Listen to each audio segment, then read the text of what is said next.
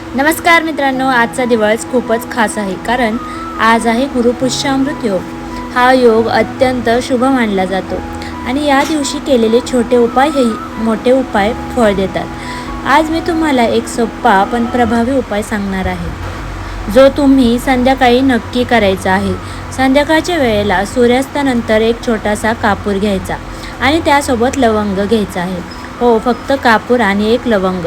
आता काय करायचं की दोन्ही एकत्र जाळायचं आहे आपल्याला। हे करताना मनात शांतपणे बोला, माझ्या घरात सुख शांती आणि लक्ष्मीचा वास होऊ दे। हा उपाय करताना तुमचं मन सकारात्मक ठेवा आणि देवावर विश्वास ठेवा। कापूर आणि लवंग जळताना त्याचा सुगंध संपूर्ण घरात पसरू द्या।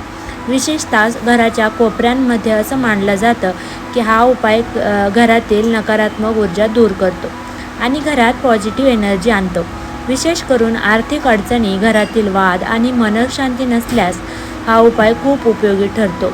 पण लक्षात ठेवा, हे उपाय श्रद्धा आणि विश्वास खूप महत्त्वाचा आहे। हा उपाय करताना जर तुम्हालाही तुमच्या घरात सुख शांती आणि सुख समृद्धी हवी असेल तर आजच हा छोटासा उपाय नक्की करा। आणि असा आणखी व्हिडिओ पाहण्यासाठी आपले चॅनलला सबस्क्राईब करा, लाईक करा आणि शेअर करायला विसरू नका। धन्यवाद।